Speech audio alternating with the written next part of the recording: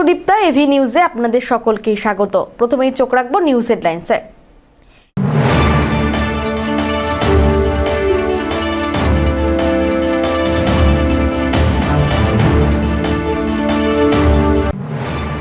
পিএমভিবিআরওয়াই প্রকল্পে পিএফ অ্যাকাউন্টে 2400 কোটি টাকার স্থানান্তর, জলপাইগুড়িতে বিশেষ অনুষ্ঠানের আয়োজন।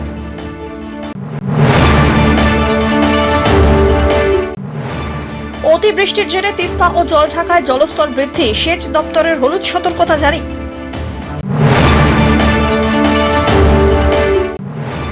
ভোটার তালিকা থেকে বাদ পড়া বৈধ ভোটারদের অধিকার ফেরানোর দাবিতে জলপাইগুড়িতে বিক্ষোভ।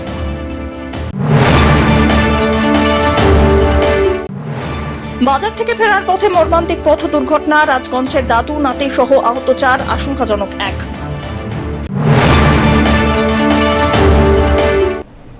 এবার আসছে বিস্তারিত সংবাদে। পিএমভিবিআরওয়াই প্রকল্পে পিএফ অ্যাকাউন্টে 2400 কোটি টাকা স্থানান্তর, জলপাইগুড়িতে বিশেষ অনুষ্ঠান। পূর্ব ঘোষণা অনুযায়ী শুক্রবার বিকেলে নতুন দিল্লি থেকে দেশের প্রধানমন্ত্রী বিকশিত ভারত রোজগার যোজনার আওতায় প্রায় 2400 কোটি টাকা কর্মচারীদের প্রভিডেন্ট ফান্ড অ্যাকাউন্টে স্থানান্তর করেন। এই কর্মসূচিকে ঘিরে জলপাইগুড়ি জেলা পরিষদের অডিটোরিয়ামে একটি বিশেষ অনুষ্ঠানের আয়োজন করা হয়। কর্মসংস্থান বৃদ্ধি এবং শ্রমিকদের আর্থিক সুরক্ষা নিশ্চিত করার লক্ষ্যে এই উদ্যোগ নেওয়া হয়েছে বলে জানানো হয়। অনুষ্ঠানে উপস্থিত ছিলেন ডক্টর জয়ন্ত কুমার রায়, আঞ্চলিক পিএফ কমিশনার পবন কুমার বনশালী সহ বিভিন্ন প্রতিষ্ঠানের নিয়োগকর্তা, কর্মচারী, শিল্প ও বাণিজ্য সংগঠনের প্রতিনিধি, শ্রমক্ষেত্রের অংশীদার এবং ইপিএফওর আধিকারিক ও কর্মচারীরা। অনুষ্ঠানে প্রকল্পের মূল বৈশিষ্ট্য, যোগ্যতা, সুবিধা এবং কর্মসংস্থান বৃদ্ধিতে এর ভূমিকা সম্পর্কে বিস্তারিত আলোচনা করা হয়। উল্লেখ্য, সারা দেশে প্রায় 200টি স্থানে একই ধরনের কর্মসূচির আয়োজন করা হয়েছে। এই প্রকল্পের মাধ্যমে বিভিন্ন শিল্পে নবনিযুক্ত কর্মীরা আর্থিকভাবে উপকৃত হবেন বলে আশা করা হচ্ছে। জলপাইগুড়ির পাশাপাশি আলিপুরদুয়ার ও কোচবিহার জেলার চা শিল্পের সঙ্গে যুক্ত শ্রমিকরাও এর সুবিধা পাবেন। অনেকের মতে এই উদ্যোগের ফলে পরিযায়ী শ্রমিকদের ভিন রাজ্যে কাজে যাওয়ার প্রবণতা কমতে পারে, কারণ রাজ্যের মধ্যেই কর্মসংস্থানের সুযোগ বৃদ্ধি পাবে। যেটা গত 2025 সাল থেকে চলছে, সেটা আজকে ডিবিটির মাধ্যমে প্রায় 2000 কোটি টাকা দেওয়া হচ্ছে। যারা প্রথমবার এমপ্লয়েড হয়েছে এবং যারা এমপ্লয়ার, তাদেরকে রাশি দেওয়া হচ্ছে উৎসাহিত করার জন্য, যার মাধ্যমে আমাদের নতুন নতুন যুবকেরা যারা চাকরি পেতে চান তাদের মধ্যেও যেমন উৎসাহ তৈরি করবে কাজ করার প্রতি, এবং সাথে সাথে যারা এমপ্লয়ার তারাও একটা ইনসেন্টিভ পাবে, যার ফলে তারাও উৎসাহিত হবে যে বেশি সংখ্যক যুবক যুবতীদের তাদের কাজে দেওয়ার। তো এই কারণেই এখানে এসছি। সারা ভারতবর্ষের কত 200টি জায়গায় এটা হচ্ছে, তার মধ্যে আমাদের এখানেও এই জেলা পরিষদ হলেও এই অনুষ্ঠানটা হচ্ছে।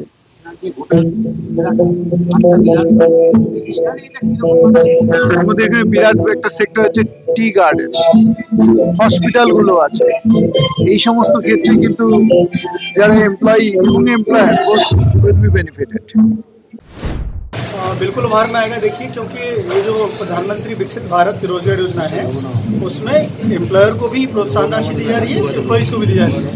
तो जो एम्प्लॉयर है, जैसे आपने टी इंडस्ट्री की बात की है, तो टी इंडस्ट्री मैन्युफैक्चरिंग सेक्टर में आता है, और मैन्युफैक्चरिंग सेक्टर में इस योजना का लाभ 2 नहीं बल्कि 4 साल तक मिलेगा। तो 1 अगस्त 25 से ये लागू है, तो बाकी सेक्टर के लिए 2027 तक ही रहेगा। टी सेक्टर के लिए या कोई भी मैन्युफैक्चरिंग सेक्टर है, उसके लिए इसका लाभ अगले 2 साल तक और रहेगा। तो जो भी वो नया एम्प्लॉयमेंट जोड़ेंगे उनको उसके लिए प्रोत्साहन राशि मिलेगी। जैसा कि सर ने बताया, लगभग 3000 रुपये तक प्रति माह प्रति नए एम्प्लॉयमेंट पे अधिकतम राशि है जो। बाकी तो किसी का सैलरी कम हो तो कम भी हो सकता है, लेकिन 3000 रुपये प्रति माह प्रति नए एम्प्लॉयमेंट पर ये राशि एम्प्लॉयर को मिलेगी प्रोत्साहन स्वरूप। प्रति नए एम्प्लॉयमेंट प्रति माह। जी, कितने दिन तक मिलेगा ये बाकी सेक्टर्स में 2 साल तक मिलेगा, मैन्युफैक्चरिंग सेक्टर में 4 साल तक। तो टी इंडस्ट्री में भी मैन्युफैक्चरिंग में आता है, इसलिए वो 4 साल तक मिलेगा। जलपाईगुड़ी में कितना मिल रहा है, कितना एम्प्लॉय को मिल रहा है आज? जलपाईगुड़ी में इस द्वार क्षेत्र में, जैसे इस ऑफिस में 3 कार्यालय आते हैं, तीन जिले आते हैं बेसिकली, अलीपुरद्वार, कूचबिहार और जलपाईगुड़ी। तो यहाँ लगभग 1000 से ज़्यादा जो एम्प्लॉयज़ हैं वो इसमें लाभान्वित अभी चिन्हित किए गए हैं, जिनको की राशि ट्रांसफ़र होगी। सिमिलरली नियोक्ता भी करीब 100 से ज़्यादा ऐसे चिन्हित हैं जिनको की प्रोत्साहन की राशि मिल सकती है। দেখুন, আমাদের উত্তরবঙ্গ প্লাস জলপাইগুড়ি জেলার মুখ্য হচ্ছে চা শিল্প। তো আপনারা জানেন যে চা শিল্পের নতুন প্রজন্মের যারা যুবকরা, তারা কিন্তু এখন চা শিল্পে আসতে চাচ্ছে না। কিন্তু এই যে প্রধানমন্ত্রী বিকশিত ভারত রোজগার যোজনাতে যেভাবে ইনসেনটিভ দেওয়া হচ্ছে যারা নতুন চাকরিতে আসবে বা কাজ করবে, সেই ক্ষেত্রে আমার মনে হয় যে আমাদের চা বাগানে কিন্তু একটা আমরা ওয়ার্কারের স্কেয়ারসিটি আছে। তো এই প্রধানমন্ত্রী বিকশিত ভারত রোজগার যোজনা এটা কিন্তু অনেকটাই পূরণ করবে, কারণ একটা যেহেতু ইনসেনটিভ দেওয়া হচ্ছে। ব্যাপারটা একটু এটাতে যেটা বলা হয়েছে যে কেউ যদি টানা 6 মাস কাজ করে তারপরে সে পাবে 3500, আবার 7500, তারপরে আবার 7500। কিন্তু সবচেয়ে বড় যেটা যে দেখবেন এখন একটু বাগানের যেহেতু অবস্থা ভালো না, সেক্ষেত্রে কিন্তু মালিকরাও কোনো বেনিফিট পায় না, কিন্তু এই স্কিমে কিন্তু মালিকরাও বেনিফিট পাবে।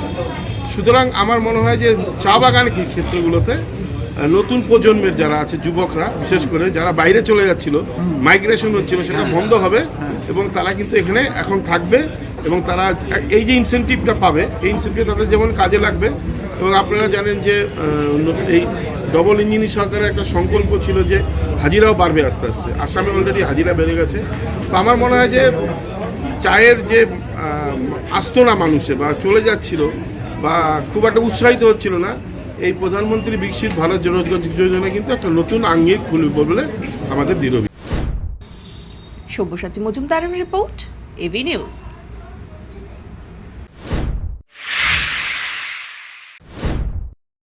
সমতলের পাশাপাশি সিকিম আর ভুটানের পাহাড়ি এলাকায় অতি ভারী বৃষ্টির জেরে তিস্তা ও জলঢাকা নদীর জলস্তর দ্রুতই বাড়তে শুরু করেছে। পরিস্থিতির উপরে নজর রেখে জলপাইগুড়ি জেলার বিভিন্ন অসংরক্ষিত নদী তীরবর্তী এলাকায় জারি করা হয়েছে হলুদ সতর্কতা। সেচ দপ্তর সূত্রে খবর, তিস্তার গজলডোবা এলাকায় 137.40 মিলিমিটার এবং মালবাজারে 124.80 মিলিমিটার বৃষ্টিপাত রেকর্ড করা হয়েছে, যার ফলে তিস্তা নদীতে জলপ্রবাহ বেড়েছে। শুক্রবার সকালবেলায় 9টায় গজলডোবার ব্যারেজ থেকে 1667.76 কিউমেক জল ছাড়া হয়, যার জেরে নদীর জলস্তর আরও বৃদ্ধি পেতে থাকে। ইতিমধ্যেই তিস্তা নদীর চর এলাকার বেশ কিছু অংশ জলের তলায় চলে গিয়েছে। তিস্তার দোমোহনী বাংলাদেশের সীমান্ত সংলগ্ন মেকলিগঞ্জের অসংরক্ষিত এলাকায় জারি করা হয়েছে হলুদ সতর্কতা। পাশাপাশি জলঢাকা নদীর অসংরক্ষিত এলাকাগুলিতেও সতর্কতা জারি করেছে সেচ দপ্তর। নদী সংলগ্ন এলাকাবাসীদের সতর্ক থাকার নির্দেশ দিয়েছে প্রশাসন। পরিস্থিতির উপরে নজর রাখা হচ্ছে, প্রয়োজনীয় পদক্ষেপ নেওয়া হবে বলে প্রশাসনিক সূত্রে খবর। তিস্তায় কেমন জল? আজকে তো প্রচুর পরিমাণে জল, চড়া জল ছিল সব তো ডুবে মানে ভর্তি হয়ে গেছে। মানে যা চর ছিল হ্যাঁ সব ডুবে ভর্তি? হ্যাঁ। চর দেখাই যাচ্ছে না? না।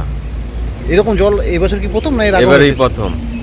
আচ্ছা, বৃষ্টির কারণে কি লাগাতার পাহাড় ও সমুদ্র লাগাতার বৃষ্টির কারণে কি জল বাড়ছে মনে হ্যাঁ হচ্ছে? হ্যাঁ হ্যাঁ এখানে। আচ্ছা, এই জায়গাটার নাম? এই জায়গাটার নাম আছে তিস্তা মরিচবাড়ি। আচ্ছা, এই যে তিস্তার পাশে আপনাদের বাড়ি, কতটা এইভাবে জল বাড়লে কতটা চিন্তার মধ্যে রয়েছেন আপনারা? এটা মানে জল বাড়লে পরে বাদের একটা ভয়।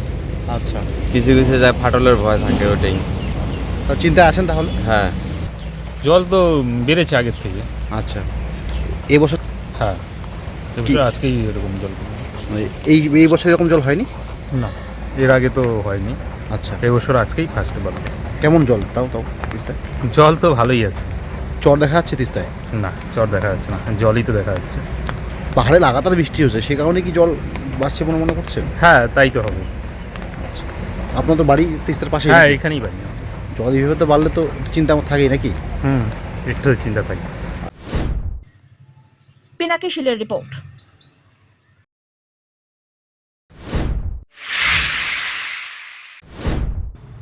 ভোটার তালিকা থেকে বাদ পড়া বৈধ ভোটারদের অধিকার ফেরানোর দাবিতে জলপাইগুড়িতে বিক্ষোভ। ভোটার তালিকা থেকে বাদ পড়া বৈধ ভোটারদের দ্রুত ভোটাধিকার ফিরিয়ে দেওয়ার দাবিতে আন্দোলনে নামল ভোটাধিকার সমন্বয় সুরক্ষা সমিতির জলপাইগুড়ি জেলা কমিটি। শুক্রবার জেলা শাসক দফতরের সামনে বিক্ষোভ ও অবস্থান কর্মসূচিতে অংশ নেন সমিতির নেতা কর্মীরা। সমিতির অভিযোগ, ভোটারদের নাম সংক্রান্ত মামলাগুলির নিষ্পত্তির জন্য ট্রাইব্যুনালের কাজ অত্যন্ত ধীর গতিতে চলছে। এর ফলে বিচারাধীন ভোটারদের ভবিষ্যৎ নিয়ে সাধারণ মানুষের মধ্যে গভীর উদ্বেগ তৈরি হয়েছে। সংগঠনের দাবি, কোনো বৈধ নাগরিককে ভোটাধিকার থেকে বঞ্চিত করা যাবে না এবং দ্রুত ট্রাইব্যুনালের কার্যক্রম সম্পন্ন করে তাদের ভোটাধিকার ফিরিয়ে দিতে হবে। এছাড়াও ট্রাইব্যুনালের চূড়ান্ত সিদ্ধান্ত না হওয়া পর্যন্ত কোনো নাগরিকের নাগরিক পরিষেবা বা অন্যান্য অধিকার খর্ব করা যাবে না বলেও দাবি জানানো হয়েছে। জলপাইগুড়িতে অবিলম্বে একটি ট্রাইব্যুনাল সেন্টার চালু করা এবং ভোটার তালিকা থেকে বাদ পড়া ব্যক্তিদের আত্মপক্ষ সমর্থনের সুযোগ দেওয়ার দাবিও তুলেছে সমিতি। সমিতির জেলা যুগ্ম সম্পাদক সাদ্দাম হোসেন বলেন, তাদের দাবি, ট্রাইব্যুনালে বিচারাধীন বৈধ ভোটারদের নাম দ্রুত ভোটার তালিকায় পুনরায় অন্তর্ভুক্ত করা হোক। ভোটার তালিকায় নাম না থাকায় অনেকেই ব্যাংক ঋণ ও বিভিন্ন সরকারি সুযোগ সুবিধা থেকে বঞ্চিত হচ্ছেন। মূলত আমরা বৈধ ভোটার অধিকার সুরক্ষা সমিতি থেকে এসেছি। আমাদের দাবি হলো ট্রাইব্যুনাল যেটা হয়েছে জলপাইগুড়িতে, সেটা করার জন্য আমরা দাবি রাখি খুব দ্রুত যাতে ট্রাইব্যুনালের বিচারটা নিষ্পত্তি হয়। হ্যাঁ, যারা ভোটাধিকার থেকে বঞ্চিত তাদের বিচারটা খুব তাড়াতাড়ি নিষ্পত্তি হয়। তারা বিভিন্ন সরকারি পরিষেবা থেকে বঞ্চিত হচ্ছে, যেমন বিশেষ ক্ষেত্রে ব্যাংকে লোন দিচ্ছে না, আবার রেশন দোকানে শুধুমাত্র যারা ট্রাইব্যুনালে অ্যাপ্লাই করছে তাদেরই কাগজ জমা নিচ্ছে। তার মানে তারা মানে সমাজে তারা আলাদা চোখে তাদের দেখানো হচ্ছে। সামাজিক নানান সমস্যার মধ্যে তারা আছে। তারা যারা ভুক্তভোগী তারা এখন চায় যে খুব তাড়াতাড়ি ট্রাইব্যুনালের কাজটা সম্পূর্ণ হোক, তারা যাতে আবার ভোটাধিকার ফিরে পায়, এটাই আমাদের দাবি। সব্যসাচী মজুমদারের রিপোর্ট, এবি নিউজ।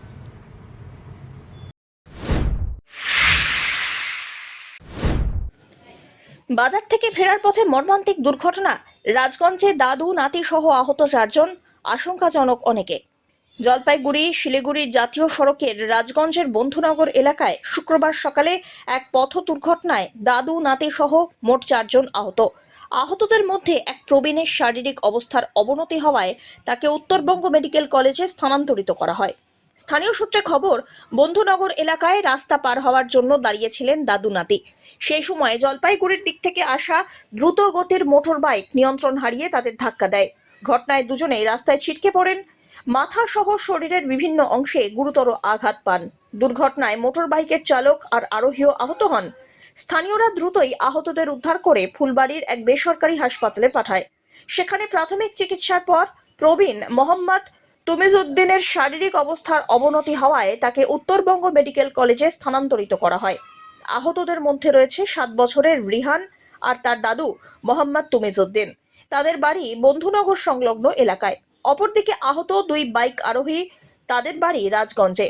খবর পেয়ে ঘটনাস্থলে পৌঁছয় ভোরের আলো থানার পুলিশ। দুর্ঘটনাগ্রস্ত মোটর বাইকটি উদ্ধার করে পুরো ঘটনার তদন্ত শুরু করা হয়েছে। আমার বোন জামাই ওখানে বাজার করতেছিল, বাজার করার পরে ওরা দাঁড়ায় ছিল সাইডে, এরা ঘুমাচ্ছে নাকি রাস্তা দিয়ে ফুল স্পিড এসে ডাইরেক্ট রাস্তার উপরে মেরে দিচ্ছে। কি গাড়ি ছিল? আমার বোন জামাই হবে, এরা পুরো ডাইরেক্ট এসে পুরো স্পিডে মেরে দিচ্ছে।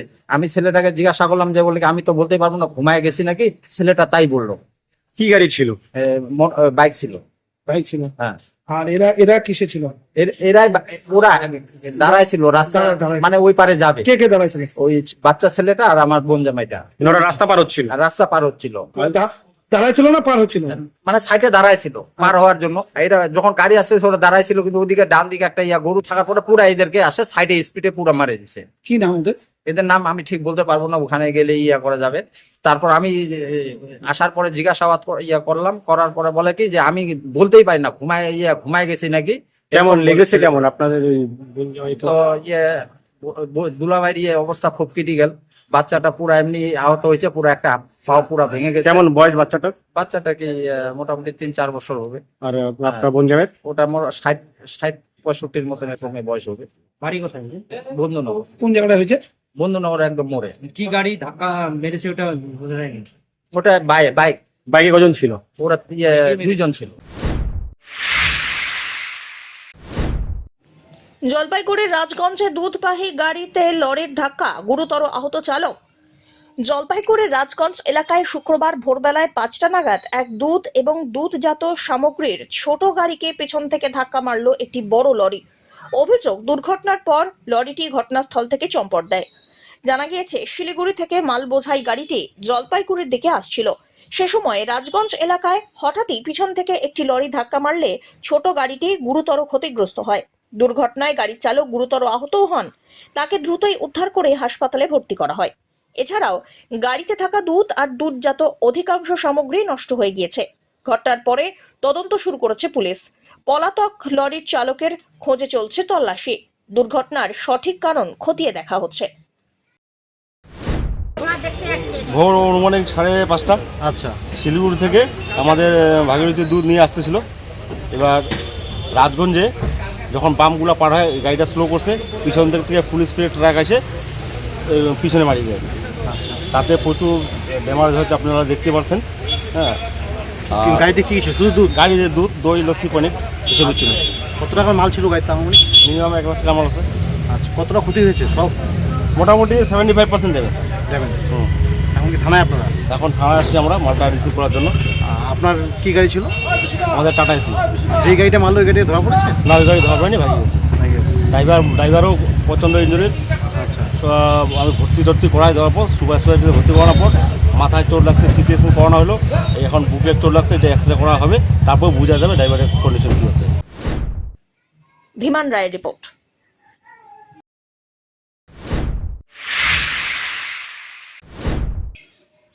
অন্যের কার্যালয় দখল করে রং বদলে নিজেদের কার্যালয় বলে দাবি করায় রাজনীতি নয়, বরং রাজ্যের প্রতিটি মণ্ডলে বিজেপির নিজস্ব কার্যালয় গড়ে তোলার লক্ষ্যেই দল কাজ করবে। এমনটাই জানিয়ে দিলেন বিজেপির সর্বভারতীয় সাধারণ সম্পাদক সুনীল বানসাল। আগামী 5 বছরের মধ্যে এই কর্মসূচি বাস্তবায়নের আশ্বাস দেন তিনি। শুক্রবার জলপাইগুড়িতে বিজেপির সাংগঠনিক জেলা কার্যালয়ের উদ্বোধন করতে এসে সুনীল বানসাল বলেন, এই উদ্যোগের সূচনা উত্তরবঙ্গ থেকেই। তিনি দাবি করেন, গত 50 বছর ধরে পশ্চিমবঙ্গে বামফ্রন্ট আর তৃণমূল কংগ্রেস শাসন করেছে। আগামী 50 বছর বিজেপির হবে, এমনটাও মন্তব্য করেন তিনি। নতুন সাংগঠনিক জেলা কার্যালয়ের উদ্বোধনকে দলের সাংগঠনিক শক্তি বৃদ্ধির গুরুত্বপূর্ণ পদক্ষেপ হিসাবেও উল্লেখ করেন। তৃণমূল স্তর পর্যন্ত দলীয় পরিকাঠামো গড়ে তোলাই বিজেপির লক্ষ্য, এমনটাও বলেন তিনি। जिला स्तर पर कुछ कार्यालय बनाएंगे जहां हमारे अच्छे कार्यालय होंगे, लेकिन मेरा एक सपना मैं आज सबके सामने और शेयर करता हूं कि भविष्य की भारतीय जनता पार्टी हम बंगाल में ऐसे बनाएंगे कि हमारे हर मंडल के अंदर भाजपा का कार्यालय होगा। हमें किसी के कार्यालय पर कब्जा करके अपना रंग पोत करके कब्जा करने की जरूरत नहीं है। हमारा अपना स्वयं का कार्यालय हर विधानसभा में हर मंडल तक भारतीय जनता पार्टी का अपना कार्यालय इन आने वाले 5 सालों के अंदर हम बना पाए, ऐसा एक मजबूत संगठन जो हमारे जलपाईगुड़ी जिले में खड़ा हुआ है। और हमारे हम सबसे पहले उत्तर बंगाल से शुरुआत करेंगे। अभी सभी जिलों का कार्यालय बनने के बाद फिर उसके बाद सेकंड नंबर हर मंडल में भी भाजपा का कार्यालय बने। इस प्रकार का अब एक मजबूत, यानी 50 साल से कम्युनिस्टों ने और टीएमसी के लोगों ने शासन किया है, आप पक्का मानकर चलिए आने वाला 50 साल अब ये भारतीय जनता पार्टी बंगाल के अंदर रहने वाली है। পিনাকি শিলের রিপোর্ট।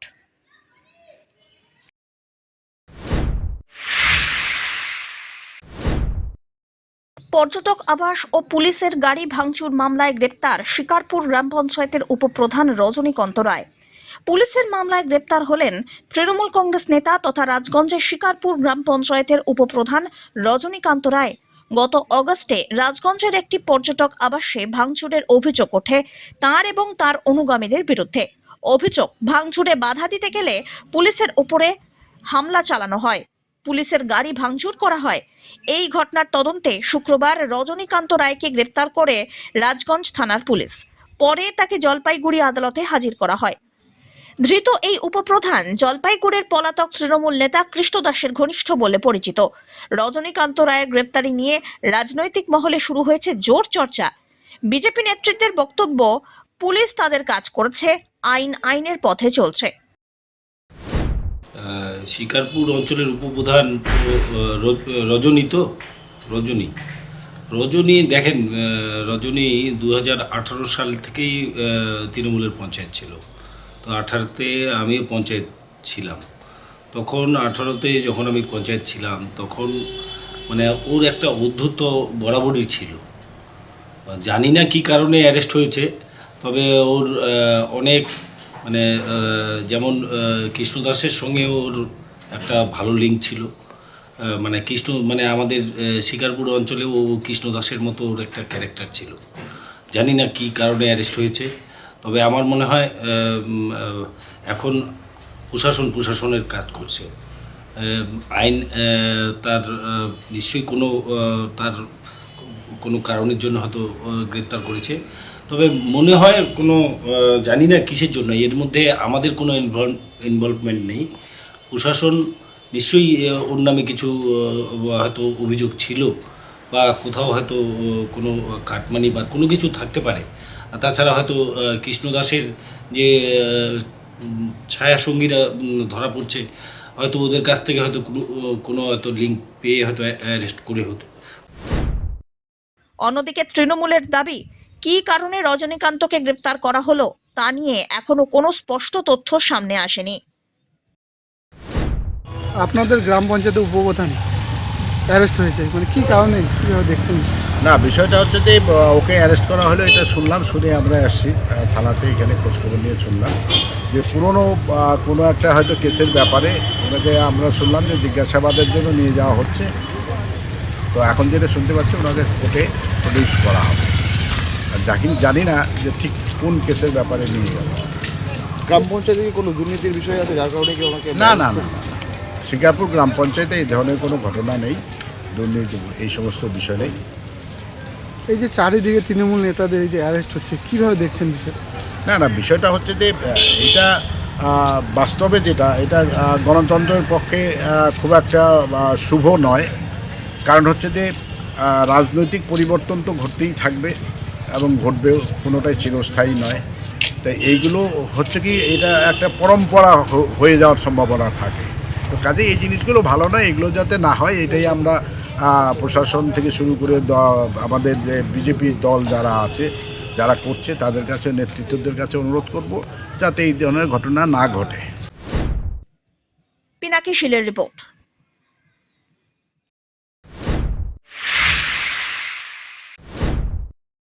প্রবল বর্ষণে বালাসনে গ্রাসে দুধিয়ার অস্থায়ী সেতু, ফের বিচ্ছিন্ন শিলিগুড়ি মিরিক যোগাযোগ। টানা ভারী বৃষ্টিপাতের জেরে ফের বিপর্যস্ত পাহাড় সমতলের যোগাযোগ ব্যবস্থা। শুক্রবার বালাসন নদীর জলস্তর হঠাৎ বেড়ে যায়। দুধিয়ায় নির্মিত অস্থায়ী হিউম পাইপের সেতু ভেসে যায়, ফলে দুধিয়া হয়ে শিলিগুড়ি আর মিরিকের মধ্যে যান চলাচল সম্পূর্ণ বন্ধ হয়ে যায়।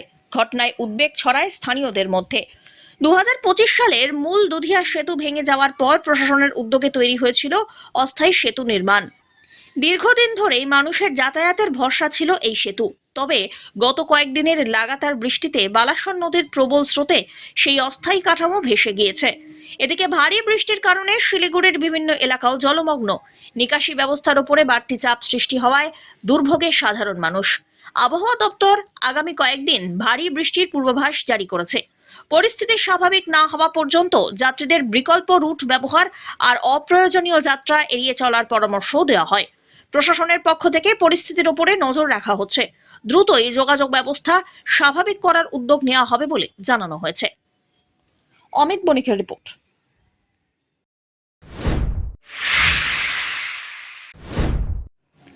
জলপাইগুড়িতে শুরু হয়েছে জামাই ষষ্ঠীর বাজার।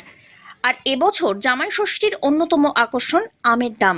গত বছরের তুলনায় যা অনেকটাই কম বলে দাবি বিক্রেতাদের। ফলে বাজারে ভিড় জমাচ্ছেন ক্রেতারা। সস্তায় আম কিনে সন্তোষ প্রকাশ করছেন সাধারণ মানুষ। বিক্রেতাদের বক্তব্য, আন্তর্জাতিক নানা কারণে এবছর বাংলাদেশ সহ অন্যান্য বিদেশি বাজারে ভারতীয় আম রপ্তানি তেমনভাবে হয়নি। ফলে বিপুল পরিমাণের আম স্থানীয় বাজারে থেকেই যাচ্ছে। এর জেরেই আমের সরবরাহ বেড়েছে এবং দাম কমেছে, এমনটাই মনে করছেন ব্যবসায়ীরা। শুধু তাই নয়, এবছর জেলার বিভিন্ন এলাকায় আমের ফলন খুব ভালো। উৎপাদন বাড়ার কারণে বাজারে আমের যোগান বৃদ্ধি পেয়েছে, যার ইতিবাচক প্রভাব পড়ছে দামের উপর। বর্তমানে বাজারে সুস্বাদু বিভিন্ন জাতের আম 100 টাকায় 4 কেজি পর্যন্ত বিক্রি হচ্ছে। এছাড়াও উন্নত মানের আমের দাম রয়েছে প্রতি কেজি 50 টাকা থেকে। জামাই ষষ্ঠীর আগে এত কম দামে আম পাওয়ায় খুশি ক্রেতারা। তবে আমের দামে স্বস্তি মিললেও জামাই ষষ্ঠীর অন্যান্য সামগ্রীর মধ্যে হাত পাখার দাম কিছুটা বেড়েছে, এমনটাই খবর। তবুও উৎসবের বাজারে সস্তার আম ক্রেতাদের মুখে হাসি ফুটিয়েছে বেজায়। দেখছেন বাজারে কি দাম বা কেমন দাম দেখছেন? কেমন আসছি, তবে গতবার থেকে এবার একটু দামটা বেশি। কেন বেশি কেন? কি করে বলবো বলো? মানে আগের বছর পাখা কত করে নিয়েছিলেন? আপনি একটু কম ছিল। এবছর দামটা বেড়েছে। সবজি বাজার? না, সবজি বাজার এখনো রুগী নেই, কেবলই আসছে। ভিড় কেমন? কেমন ভিড় আছে কি বাজারে? বললাম যে এখনো পুরো ঘুরে নিয়ে আসছে। দাম হ্যাঁ প্রচন্ড দাম। প্রচণ্ড দাম। কিসের দাম দেখলেন? কিসে কিসে? তো আমের মধ্যে আমটা একটু সস্তা দেখলাম, তাছাড়া পাখা বা অন্যান্য সামগ্রী? পাখা? হ্যাঁ, পাখা দাম বেশি, 30 টাকা 40 টাকা। আমি যেটা নিলাম 40 টাকা। বাজারের পরিস্থিতি কি দেখলেন? জামাই ষষ্ঠী তো কালকে রাতেই প্রায় ধরেন। প্রচন্ড ভিড় আছে, বাজারও সুন্দর হচ্ছে, চলছে বাজার। কত বিক্রি করছে জামাই ষষ্ঠী উপলক্ষে? এখন জামাই ষষ্ঠী উপলক্ষে বিক্রি হচ্ছে 4 কেজি 100 টাকা আম বিক্রি হচ্ছে। সেই স্বাদ আম কি খেতে স্বাদ? হ্যাঁ, এখন তো স্বাদই আছে কি আম? মোটামুটি। এই যে লক্ষ্মণভোগ যাচ্ছে তোমার 4 কেজি 100 টাকা, হিমসাগর যাচ্ছে তোমার 2 কেজি 100 টাকা বিক্রি হচ্ছে? বিক্রি হচ্ছে। ফলের দাম তো মোটামুটি আমের দাম কমই আছে, 50 টাকা 60 টাকা কেজি ভালো আম। বিদেশে আম যাচ্ছে না জন্য কি দাম কম? হ্যাঁ, বিদেশে যাচ্ছে না দাম। কেন? আমের জন্য কম যাচ্ছে না বিদেশে আম, তাই জন্য কি আমের দাম কম। অন্যান্য ফলের দাম? অন্যান্য ফলের দাম আপেলের দাম বেশি আছে অল্প, আর বেদানার দাম বেশি আছে, মৌসুমির দাম বেশি আছে। আর অন্যান্য জামাই ষষ্ঠী কি দাম আছে? জামাই ষষ্ঠী যদি বাজার করতে গেলে যা ছিল 1000 টাকা যে জিনিসটা ছিল সেই জিনিসটা কিনতে গেলে এখন 1100 টাকা লাগে। সব জিনিসের দাম বাড়ছে, তেলের দাম বেড়েছে বলে জিনিসের দাম বাড়ছে, আর একটু দাম বেশি। কি নাম আপনার দাদা? শুনলেন বাংলাদেশে আম হচ্ছে এখন। বাংলাদেশে ইন্ডিয়া থেকে আগে আম যেত বাংলাদেশে, এখন এই বাংলাদেশে আম হচ্ছে, নিচ্ছে না বাংলাদেশ। জাপানে আম যাচ্ছে না, জাপান থেকে আম আসে ইন্ডিয়া বর্তমানে। এখন চীনে আম যাচ্ছে না, চীনে আম যাচ্ছে না, নেপালে আম যাচ্ছে না, ভুটানে আম যাচ্ছে না। সেটা কি গতবার যেত? গতবার গিয়েছে, এবার যাচ্ছে না। এবার যাচ্ছে কেন? যাচ্ছে না, এখন ওদের রাজ্যে হচ্ছে, আমাদের রাজ্য থেকে নিবে না, আমাদের রাজ্য থেকে দিবে না, আমাদের দেশের থেকে। অমিত বণিকের রিপোর্ট।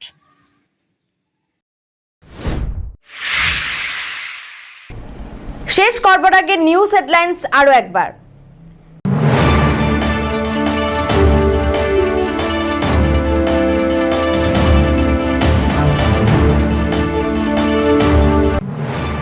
PMVBRY প্রকল্পে পিএফ অ্যাকাউন্টে 2400 কোটি টাকার স্থানান্তর, জলপাইগুড়িতে বিশেষ অনুষ্ঠানের আয়োজন।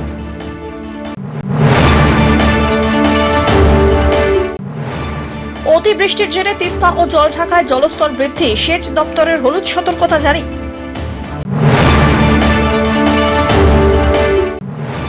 ভোটার তালিকা থেকে বাদ পড়া বৈধ ভোটারদের অধিকার ফেরানোর দাবিতে জলপাইগুড়িতে বিক্ষোভ।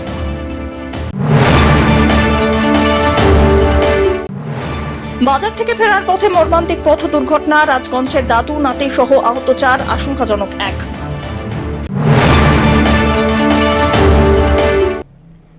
এখনকার মতন এভি নিউজ এ পর্যন্তই। পরবর্তীতে আসছি আরো সংবাদ নিয়ে, দেখতে থাকুন আমার ভিশন। নমস্কার।